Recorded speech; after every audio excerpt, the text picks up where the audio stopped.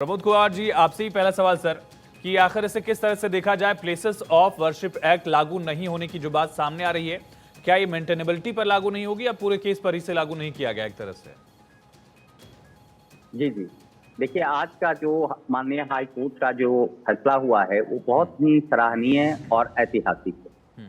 देखिए, ये जो अभी मुस्लिम पक्ष के जितने भी एडवोकेट आए थे माननीय सर्वोच्च न्यायालय में और उच्च न्यायालय में, उन्होंने सबसे बड़ी डिफेंस यही लिखे थे कि जो प्लेस ऑफ वर्शिप एक्ट 1991 का जो सेक्शन 4 है, वो बार करता है कि आप किसी भी धर्मस्थल में आप 47 के बाद का हस्तक्षेप नहीं कर सकते हैं। लेकिन कोर्ट ने साफ जाहिर कर दिया कि देखिए, ये पहले सर्वोच्च न्यायालय ने भी क्लियर कर दिया था और यहाँ उच्च न्यायालय में भी है। जब सर्वोच्च न्यायालय में chief justice of India Chandrachud साहब के पास ये मसला लेकर के आए थे, याद कीजिए शुरू में जब ये एएसआई के लिए था, इन्वेस्टिगेशन के लिए, और कोर्ट कमिश्नर का जब हुआ था, एडवोकेट कमिश्नर का, तो उसमें भी आया गया था।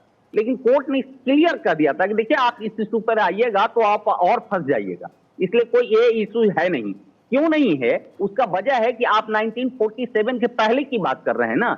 ये जो ज्ञानवापी जो लिंग का आविर्भाव जो हुआ है, अब ये तो इन्वेस्टिगेशन से पता चलेगा कि ये 47 के पहले का रखा हुआ है, और ये तो मुस्लिम पक्ष भी मान रहे हैं, जो फव्वारा अपने आप को ये कह रहे हैं। तो इसी का इन्वेस्टिगेशन हो रहा है, और इसका जो है, जब तक आप इसको परीक्षण नहीं कीजिएगा कि आखिर क्या है, इसी के लिए लोग आए थे कि या तो कार्बन डेटिंग हो या जो साइंटिफिक तरीके से इसका परीक्षण हो सके, जिसके दूध का दूध पानी पानी हो जाएगा कि ये जो शिवलिंग है, जो ज्योतिर्लिंग है, वो उनका क्या ये 16वीं शताब्दी के पहले है, 16वीं शताब्दी के बाद का है, या 1947 का पहले का रखा या बाद में रखा गया, ये क्लियरिटी इसमें होगा। लेकिन ये कब होगा? किसी के कोई कहते रहेगा फव्वारा, तो उसके कहने से नहीं होगा ना। इसका एक साइंटिफिक साक्ष्य देना होगा, और ये साक्ष्य यही है। तो उस आधार पे जो ये ले रहे थे 711 जो सिविल प्रोसीजर कोड का ऑर्डर 7 रूल 11 में ये कह रहा है कि आपका पिटीशन मेंटेनेबल नहीं है, तो उन्होंने साफ कर दिया कि नहीं, ये जो प्लेस ऑफ वर्शिप एक्ट, इसमें कोई बार नहीं होता है, बल्कि ये जो है 47 तक की है ना, 47 के पहले का ये है। तो ये तो जाहिर सी बात है, उन्होंने तो आज ये और क्लियर कर दिया। क्या ये डिबेट रिलीजियस कैरेक्टर को लेकर है, पूरे प्रेमिसेस के रिलीजियस कैरेक्टर क्या है, इसको लेकर ये डिबेट एक तरह से? अब तो ये पूरी की पूरी होगी ना, अब तो ये पूरी की पूरी होगी। या तो देखिए, जब ये चीज है, अब टाइटल सूट से आएगा ये मसला। आज टाइटल सूट का जो 3 पिटीशन जो फाइल किए गए थे, जो कार्बन डेटिंग का था और टाइटल सूट का भी था, उससे ही रिलेटेड था। उसमें ये दिए थे कि मेंटेनेबल नहीं होगा, क्योंकि पहले पूजा की बात किए थे, अब ये हो गया है कि वो मंदिर का हिस्सा है, क्योंकि जब से शिवलिंग का आविर्भाव हुआ है। सर, मैं रावत साहब के पास जाऊं उससे पहले एक छोटा सा सवाल आपसे और समझेंगे। 6 महीने में निस्तारण का आदेश दिया गया है हाईकोर्ट की तरफ से, क्या 6 महीने में पूरा फैसला देना होगा जिला न्यायालय को? प्रमोद सर। जी जी बिल्कुल, ये तो देखिए क्लियर कर दिए हैं। आज माननीय सर्वोच्च उच्च न्यायालय ने जो आर अग्रवाल साहब का बेंच था, सिंगल बेंच, उसमें आज इन्होंने क्लियर कर दिया कि इसको लटका भटका के काम मत कीजिए। अब जो है एक्सपेडाइट वे में जो इन्वेस्टिगेशन हो रहा है, चाहे आप लोकल कमिश्नर को कीजिए, एडवोकेट कमिश्नर को कीजिए, या और भी कोई यदि जरूरत पड़ती है, तो आप इसको कर करके ये फाइनल डिसीजन पर आप पहुंचिए कि आखिर ये क्या मसला है, आखिर ये जो है बजूखाना कह रहे हैं या फिर जो है वो शिवलिंग का है पार्ट है। तो ये दूध का दूध पानी हो जाएगा, और इसको 6 महीने के अंदर में ट्रायल कोर्ट को कर करके देना होगा। अब ये लटका भटका जो है, पहले जैसे आप अयोध्या वाले इश्यूज में देखे होंगे कि 2-2 साल 3-3 साल लग गया, तो अब ये नहीं होने का है। अब ये जो है 1-2 साल के अंदर में ही जो है इसका फैसला हो जाएगा कि आखिर जो है इसमें क्या है। अब जैसे लोगों ने डिमांड किया है कि हमको आप वर्शिप, क्योंकि हमारे जब शिवलिंग आ गए हैं, भगवान शिव वहां पर हैं, तो हमको वहां पर पूजा करने के लिए आप एबेंडन नहीं छोड़ सकते हैं। ठीक है प्रमोद जी, लौटते हैं आपके पास। डॉक्टर रावत, इसे किस तरह से देख रहे हैं? 5 याचिकाएं थी, 2 केस के मेंटेनेबिलिटी को लेकर थी और 3 सर्विस को लेकर चैलेंज किया गया था। 5 याचिकाएं खारिज हो गई हैं, लेकिन उससे बड़ा फैक्टर ये है कि 6 महीने में जिला अदालत को फैसला भी सुनाना होगा, ये भी हाईकोर्ट ने आदेश दिया है। आयुष जी, सबसे बड़ी बात है वो चल रहा है ना, मोदी है तो मुमकिन है। जब देश सुशासन स्थिति में होता है और देश का जो प्रधानमंत्री होता है, देश का जो मुख्यमंत्री होता है, तो निश्चित तौर पर व्यवस्थाएं बहुत तो अच्छे न्यायालय से के मामले में सुचारू रूप से मुख्यमंत्री चलती हैं। प्रधानमंत्री कहां से आ गए? नहीं, वो देश का प्रधानमंत्री वो सर्वोसर्वा होता है, उसी के अंडर सारी व्यवस्थाएं चलती हैं। इसलिए ऐसा नहीं है कि देश का कानून बनाएंगे तो न्याय व्यवस्था को वो सुचारू रूप से चलाना पड़ेगा। आता है कानून ऑटोनोमस बॉडी है, इसमें Exactly. प्रधानमंत्री ऑटोनोमस बॉडी है, लेकिन मिनिस्टर का कानून कोई जो इंटरफेरेंस बनाता है वो पार्लियामेंट बनाता है। आप एडवोकेट जरूर हैं, लेकिन हमें अनुभव है इन चीजों का, इसलिए पार्लियामेंट को आपको अधिकार है गलत कानून अनुभव है, बनाने का, आपको कानून गलत को ध्वस्त अनुभव करने है का। इस पे मोदी जी ने कितने कानूनों को खत्म जुडिशियरी कर दिया। ऑटोनोमस बॉडी है। प्रधानमंत्री ने 91 का वर्षे पैक्ट बनाया। नहीं रावत साहब सुनिए ना, ये डिबेट का विषय है नहीं, हम डिबेट किसी और इशू पर कर रहे हैं। मैं मानता हूँ ऑटोनोमस रावत बॉडी है। साहब सुनिए ना सुनिए मैं वही कह रहा हूं कि सुनिए अगर सुशासन रावत साहब कर- सुनिए ना, उससे ठीक पहले है आपकी तो बात हम सही है पड़े कि हुए थे। कानून बनाने का काम सरकारों का है, लेकिन जुडिशरी ऑटोनोमस है, ये तो एक फैक्ट है। नहीं तो ठीक है, जब देश का ठीक है, ये विषय नहीं हमारी चर्चा का। जो सवाल मैंने पूछा था, 5 याचिकाएं खारिज हुई, साथ ही 6 महीने की टाइम लिमिट भी तय कर दी गई, कैसे देख रहे हैं आप? सुशासन है, ये सुशासन है, चाहे वो न्याय व्यवस्था के अंदर हो, चाहे वो देश की कार्यपालिका के अंदर हो। इसलिए बड़ी खुशी की बात है कि आयु जी ये सब फैसले 6-6 महीने में हो रहे हैं। नहीं तो पहले 100 साल से फैसले नहीं हो रहे थे, 50-60 साल तक कांग्रेस की सरकारें रही हैं, तब फैसले नहीं होते थे। नहीं, जुडिशरी वही खुद को भी कोर्टें सुधारती थी, रहती है, वही जैसे जजेस सरकारें थे। खुद को मैं सुधारती वो है, बात कहना वो अलग चाह रहा चर्चा है, हूं। वो अलग विषय हो जाएगा, अलग विषय हो जाएगा। रावत साहब, जो मेरा सवाल है, 5 याचिकाएं खारिज हुई और टाइम लिमिट सेट कर दी गई है 6 महीने की, इसी में फैसला आएगा जिला कोर्ट की तरफ से।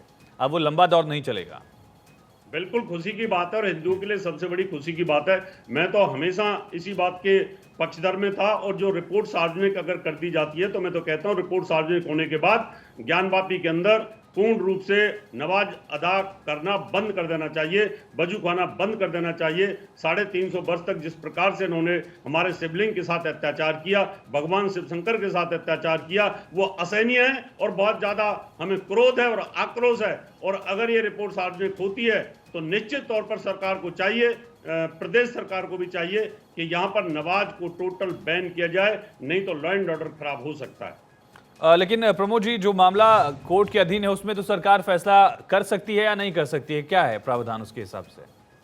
सर, प्रोविजन ये है कि जो मैटर लिटिगेशन पेंडेंटलाइज होता है, जो कोर्ट के अंदर में होता है, उसमें सरकार इंटरफेयर नहीं करती। स्पेशली जो सर्वोच्च न्यायालय में होता है तो उस इशू पर संसद में बहस भी नहीं होता है, उस पर संसद में आप किसी तरह का प्रश्न नहीं कर सकते हैं, क्योंकि यदि आप करते हैं तो एक किसी न किसी तरह से डायरेक्ट और इनडायरेक्ट एक कोर्ट की गरिमा है, जो डिकोरम है, उसमें जो है डिस्टर्ब होता है। और मैं नहीं समझता हूं कि ये सरकार बहुत संयमित है और बहुत ही जागरूक है, ये किसी तरह का जो जुडिशियरी में इंटरफेयर नहीं करती, अभी तक तो नहीं करते आ रही है। और मुझे उम्मीद है कि जिस तरह से जिम्मेवार एक सरकार है वो आगे भी जुडिशियरी का नहीं करेगी।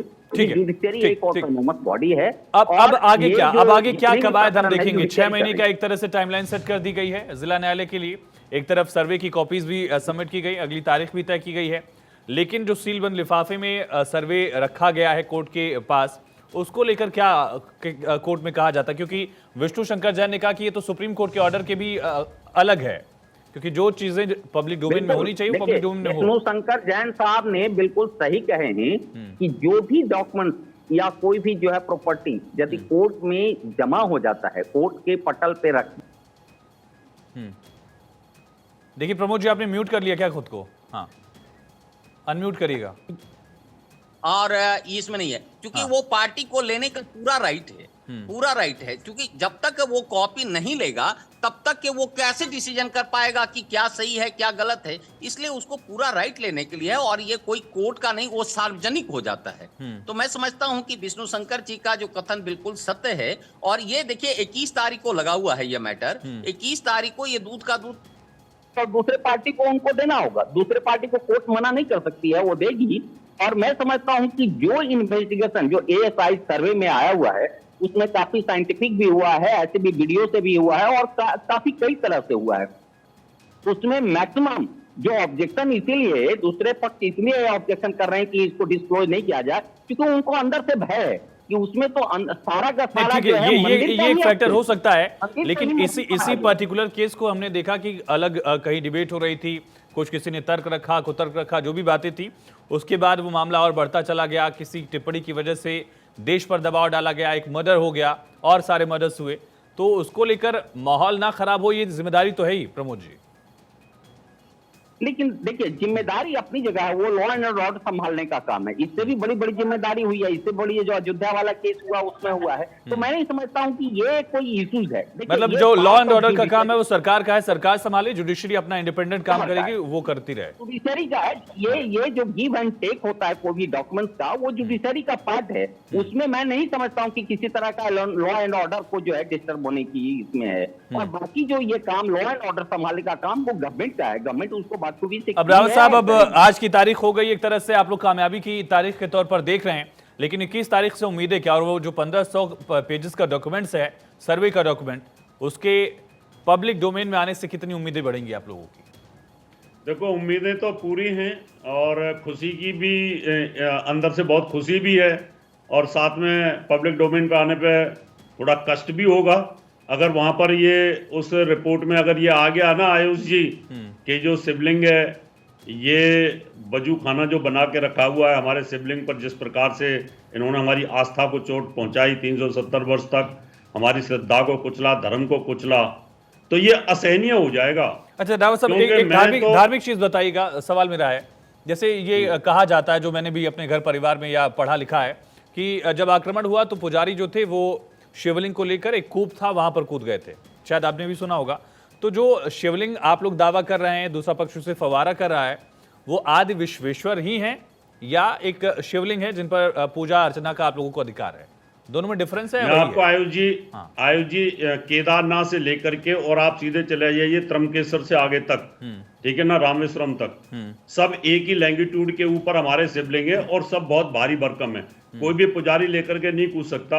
ये अंदर से निकले हुए शिवलिंग हैं, स्वतः उत्पत्ति हुई है इनकी, यानी इतने हैवी हैं। केदारनाथ के शिवलिंग को कोई पुजारी लेकर के 10 पुजारी भी लेके नहीं कूद सकते।